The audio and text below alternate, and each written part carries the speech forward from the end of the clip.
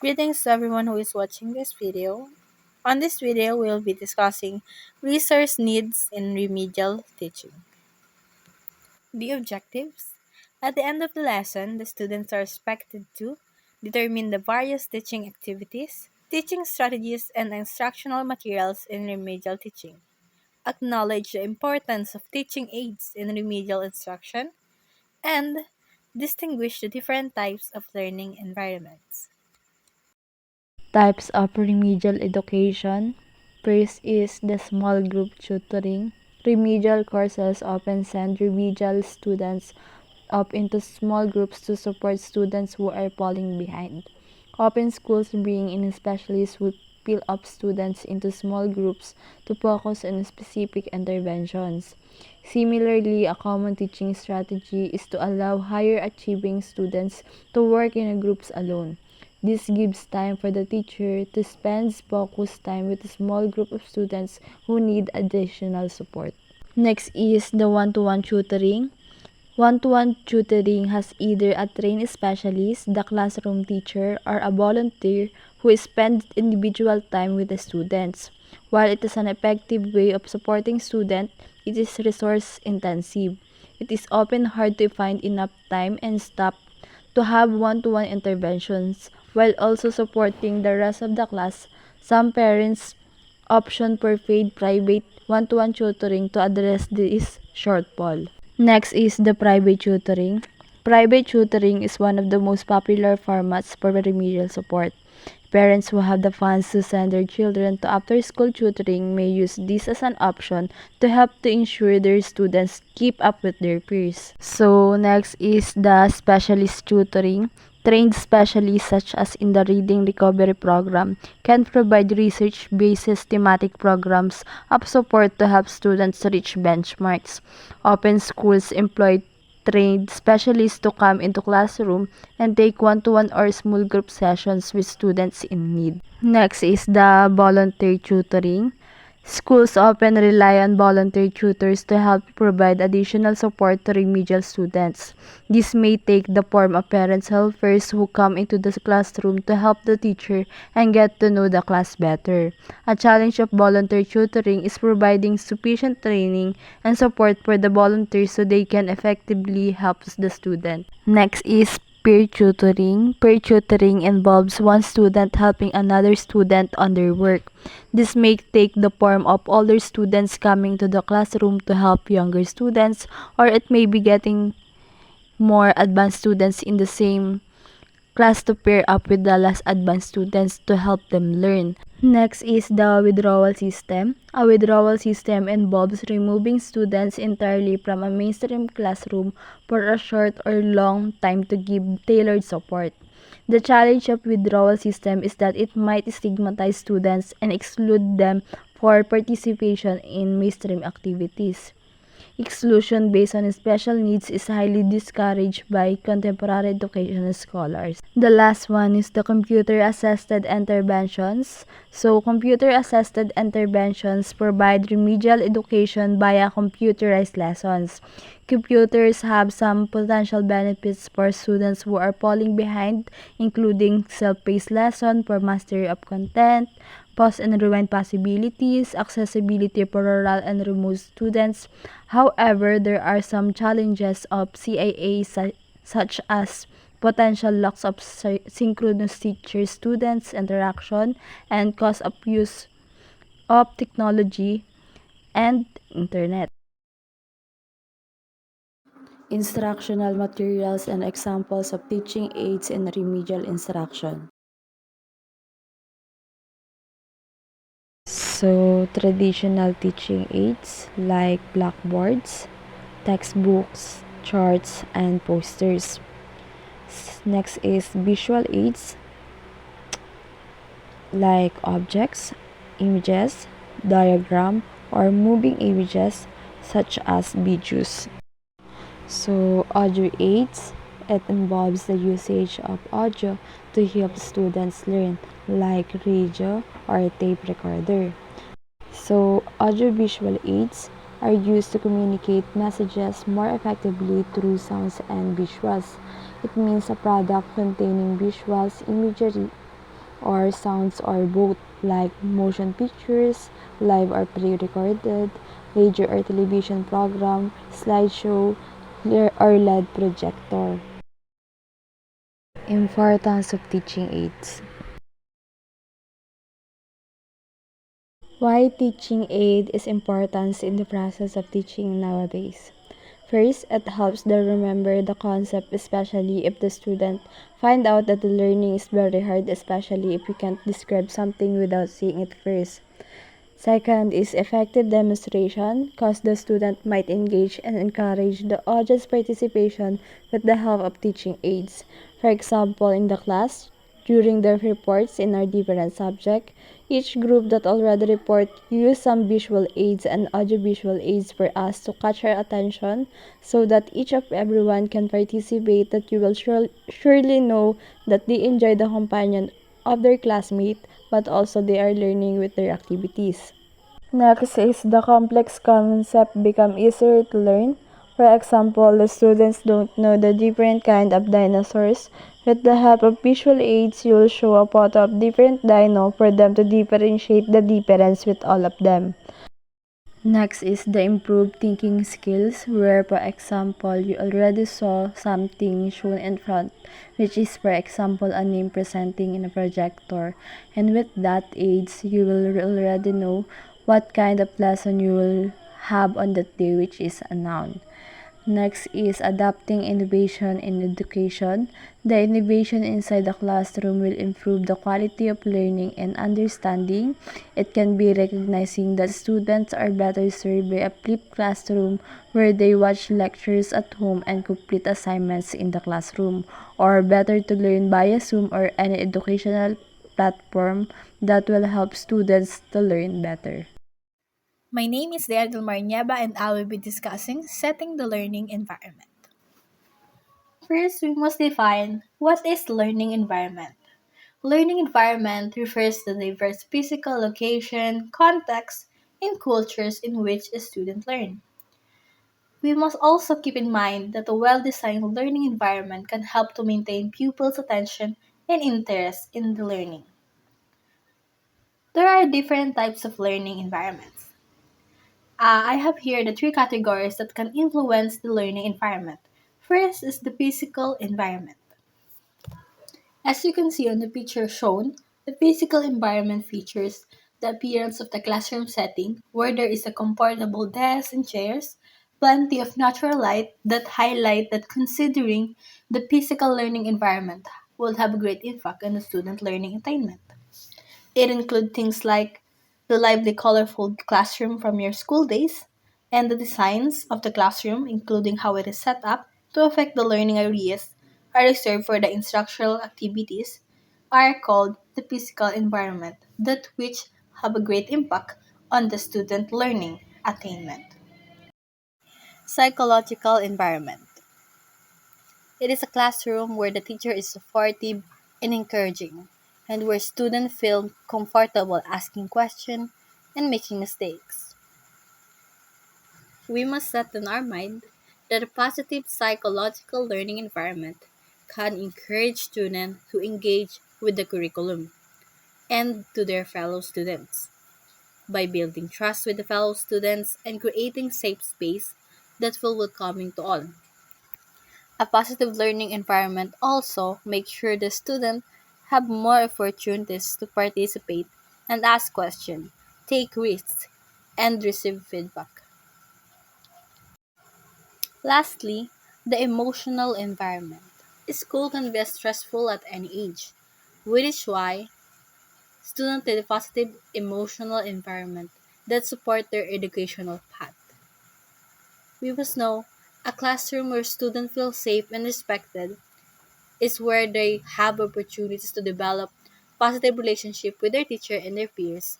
Considering the stress of school, it is important for pupils to have a supportive learning environment that encourages learning, which teacher may assist their student to develop their emotional intelligence and, in turn, their confidence by supporting their emotional needs and sentiments. By establishing routines that children can rely on, and recognizing their successes, Teacher may also foster an environment that is both emotionally supportive and conducive to learning. The learning environment is important because it can have a significant impact on the student learning. A teacher that can create a positive learning environment by just paying attention to the three that I have given, which are the physical, psychological, and emotional needs of the student, can have an increase of success rate of the learning attainment of the student. The principles of setting the learning environment for remedial teaching. It is important because they can help to create a positive and supportive learning environment for students with learning difficulties. By following these principles, teachers can help students to reach their full potential. First is the preparation. The first step in setting up a successful remedial teaching environment is to prepare by identifying the diverse learning needs of the students. This can be done to a variety of methods, such as assessment, observation, and interviews with the student and their parents. Once a teacher has a good understanding of the student needs, they can develop appropriate teaching plans and activities. Second is learning activities. When planning learning activities for remedial teaching, it is important to include a variety of activities that are engaging and challenging for the students. The activity should be tailored for the student individual learning needs. For example, if the student has difficulty with reading comprehension, the teacher may want to include activities that involve working with small group of text or using graphic organizers. Third is the learning situation. It is also important to create a positive and supportive learning situation for the students with a learning difficulties. This means creating a classroom environment where students feel safe to ask questions and make mistakes. Teachers can also create a conducive learning situation by using games and other activities that makes learning fun and engaging. The fourth principle is the teaching approaches. When teaching students with learning difficulties, it is important to use a variety of teaching approaches. Some students may learn best through visual instruction, while others may learn best through hands on activities. It is also important to start with a concrete example before moving on to more abstract concepts to make it more easier for them to attain your topic or the lesson that you are giving to them. Also, keep in mind that we should break down tasks into smaller steps and provide students with opportunities to practice. Lastly, and one of the most important is having a clear instruction. Students with learning difficulties may have difficulty understanding whether it's written or spoken language. For this reason, it's important for teachers to give a clear and concise and structured instructions. A teacher role is crucial in remedial programs, and it has been observed that this can be a governing principle for designing good remedial programs. So take in mind and consider the principle that I have given on this lesson. Thank you. The next reporter that we'll be discussing is Mr. Ramsabla. Good morning, everyone. I am Ram Aguilar Sablan and I am the last reporter in our group. And my topic is remedial teaching strategy. Before I start, let's define what is teaching strategy. Teaching strategies. Teaching strategies refers to the methods, technique, procedures, and processes that a teacher uses during instruction. It is generally recognized that teaching strategies are multidimensional and their effectiveness depends on the context in which they are applied. Now, let's proceed to the pointers to designing a remedial teaching program. Before I start, I just want to tell you that all of my examples is related to reading comprehension uh, since it is remedial teaching program in English. Pointers to designing a remedial teaching program. It has been observed that not all remedial programs are successful in helping a child, and while designing a program, these pointers can be taken into account. First is use proven teaching methodologies that have worked in the past. Okay, let's say you are tasked with designing a remedial teaching program in English. for a group of middle school students who are struggling with reading comprehension. So, to ensure the program's effectiveness, you decide to proven teaching methodologies that have worked in the past. And one such methodology is the Socratic questioning approach. Socratic questioning is this teaching methodology is based on the Socratic method, which involve asking a series of open-ended questions to encourage critical thinking, discussion, and deeper understanding of a topic.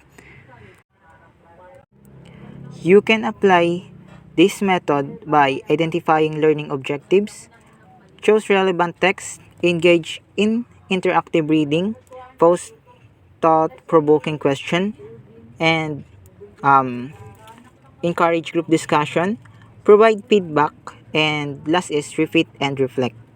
So, by using the Socratic questioning approach in your remedial teaching program, you are implementing a proven methodology that has been successful in promoting critical thinking, reading comprehension, and deeper engagement with text. And this method encourages active participation and analytical thinking, which can be especially beneficial for students who are struggling with English language skills. Next is stick with a step-by-step approach without skipping material while adjusting to the learning speed of the student. So example, let's consider a scenario where a group elementary school student is struggling with, again, reading comprehension. And to address this issue is a remedial teaching program is designed to stick with a step-by-step approach without skipping material while adjusting to the learning speed of each student. In applying step-by-step approach, we can use initial assessment, and initial assessment provide a baseline for understanding where each student stand academically. It ensures that the remedial program can be tailored to individual needs rather than taking a one-size-fits-all approach. And we can use customized learning plan. Customized learning plans ensure that students work on the areas they struggle with the most. This approach avoids wasting time on material they have already mastered and focuses on the necessary skills. And last is sequential progression. And the step-by-step approach ensures that students build a strong foundation in reading comprehensions. Skipping materials can lead to gaps in understanding which can hinder progress in more advanced topics. So, by adhering to a step-by-step approach without skipping materials while adjusting to the learning speed of each student, this remedial teaching programs aims to help struggling readers build a strong foundation in reading comprehension. It recognizes that every student is unique and may require different levels of support and time to master the necessary skill. And the program's flexibility and continuous assessment ensure that students progress at their own pace while maintaining a comprehensive approach to learning. Now let's proceed to the third one, which is include assessment and practice activities to help students recall what they have learned. So, to address a remedial teaching program in designing to include assessment and practice activities to help students recall what they have learned, we can use regular quizzes and knowledge checks. Throughout the remedial program, regular quizzes and knowledge checks are conducted after covering each essential topic. These quizzes are designed to assess students' understanding of the materials covered in class. Kumbaga is regular regular quizzes serve as formative assessment, providing um, immediate feedbacks of um, to both students and teachers, and they help identify areas of weakness and enable timely intervention. We can also use practice worksheet and exercises. In addition to quizzes, students are given practice worksheet and exercises that allows them to apply what they have learned. For example, they might be tasks of balancing chemical equation or identifying elements of on the periodic table. So, by including assessment and practice activities in the remedial teaching program, the aim is to enhance students' ability to recall and apply what they have learned in certain topic. And these activities ensure that learning is not limited to passive absorption but reinforced to active engagement, regular evaluation, and opportunities for collaborative learning. Now, Let's proceed to the next one, which is develop a method to comprehensively evaluate a student to decide whether to move forward with the next lesson. Example, imagine a high school student who is struggling with English language skill, particularly in reading comprehension. So, to address this issue, a remedial teaching program is designed to develop a method to comprehensively evaluate each student to decide whether to move forward with the next lesson. We can use a comprehensive evaluation method like baseline assessment. This before starting to a remedial program, each student undergoes a baseline assessment that includes reading comprehension exercises, vocabulary tests, and writing samples. This initial assessment provides a starting point for evaluating their current English language proficiency. We can also use weekly progress assessments, oral proficiency interviews, portfolio assessment, reading logs and reflection, comprehensive end of unit exam, individual conferences. So, by the comprehensive evaluation method in this remedial English teaching program is designed to provide a well-rounded assessment of each student's language skills. It incorporates a variety of assessment tools and strategies to measure progress, identify areas of weakness, and make informed decisions about whether a student is ready to move forward with the next lesson. And this approach ensures that students receive the necessary support and reinforcement before advancing, ultimately helping them improve their English language proficiency. Next is create a multitude of tactics for instruction in case the student does not assimilate the first time around.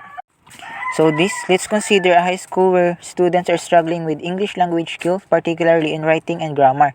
To address this issue, a remedial teaching program is designed to create a multitude of instructional tactics to ensure that students who do not assimilate the materials the first time around receive the necessary support. And we have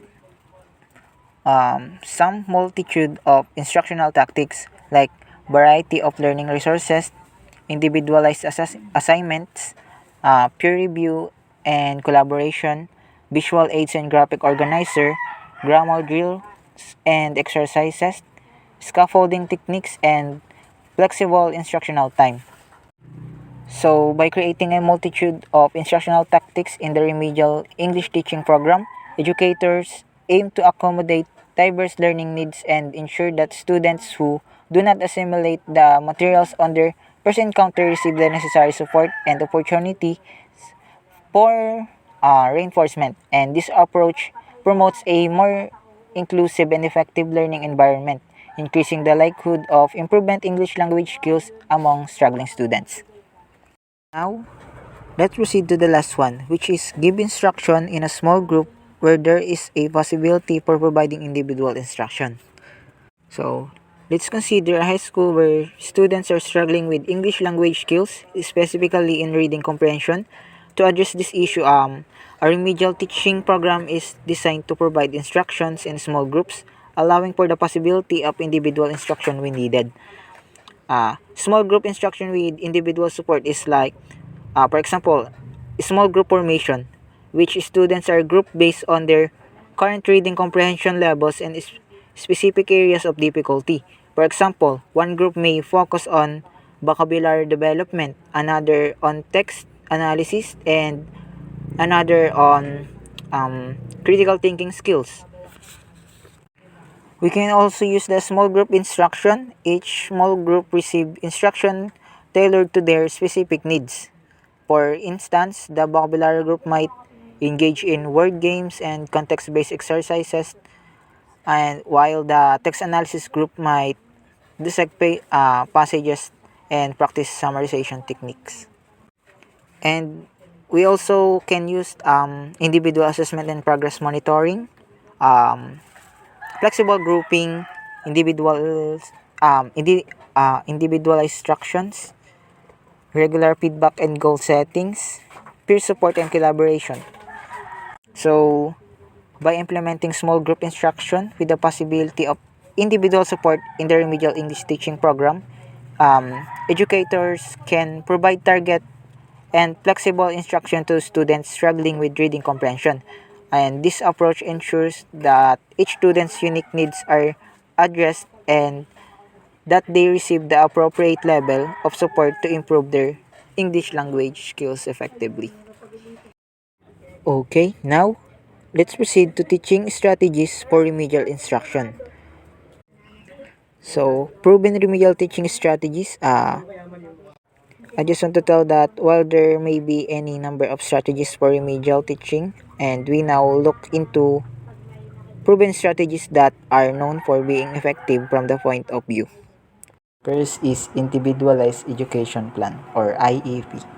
IEP is a collaborative approach that involves the child, their teacher, and family members.